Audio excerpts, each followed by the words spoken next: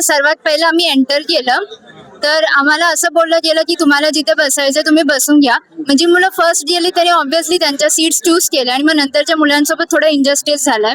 Second thing तर मग log in टायमावर नाही झालं. प्रत्येक जण आपापली लॉग इन करून प्रॅक्टिस करत होता.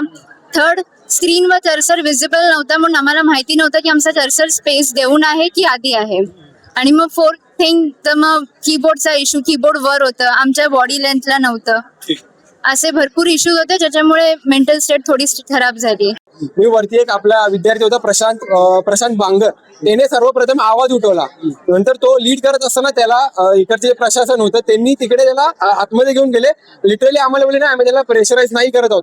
त्यानंतर जो व्यक्ती आधी एवढा म्हणजे एक आवेशात होता तो रिटर्न आला. लिटरली ते शेळी झाली होती. का तर त्याला सांगितलं की तुझा जर उद्या जॉबला लागला तुला कॅरेक्टर सर्टिफिकेट भेटणार नाही, तुझ्यावर आम्ही कारवाई करू. तो मुलगा बॅकआउट झाला कारण इंडिव्हिज्युअली त्याचं खूप नुकसान होतं. आणि दुसरी गोष्ट राहिली मला शॉर्टली 1-2 मिनिटं फक्त की एवढं भयंकर यांचं मॅनेजमेंट आहे ना. फी तुम्ही घेतली ती TCS लेवलची घेतलेली आहे. TCS लेवलला 1000 रुपयाच्या फी मध्ये LPCचे मी स्किल टेस्ट दिले. First class management. तिथेही फेल झाली मुले, तिथेही 20-30% मुलं फेल होतात. तिथं असं हे होत नाही. हे कारण काय की हे मॅनेजमेंट. जसं मॅडम बोलल्या की कुठेही बसा, हे असं नसतं. समजा मी आता लवकर पोहोचले, मी लवकर पोहोचलो. जसं मॅडम बोलले की त्या लेट पडले त्यांना चांगली जागा भेटली नाही, मी लवकर पोहोचलो, मला चांगली जागा भेटायची शक्यता जास्त होती. ह्या गोष्टी असतात भरपूर. म्हणजे अगदी ना वरती दबाव आणला जातोय, म्हणजे खूप चुकीच्या गोष्टी वरती होत आहेत. काल आम्ही सेंटर शोधत आलो.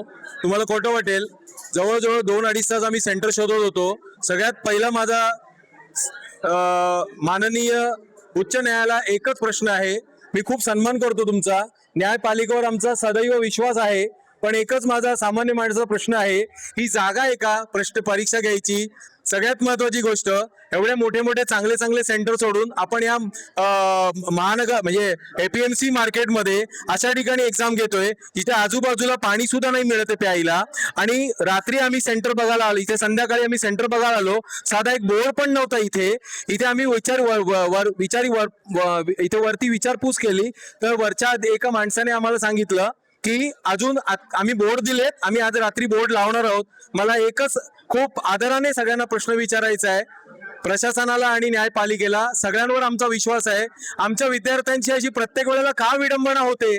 आम्ही सामान्य माणसांनी कोणाकडे जायचं?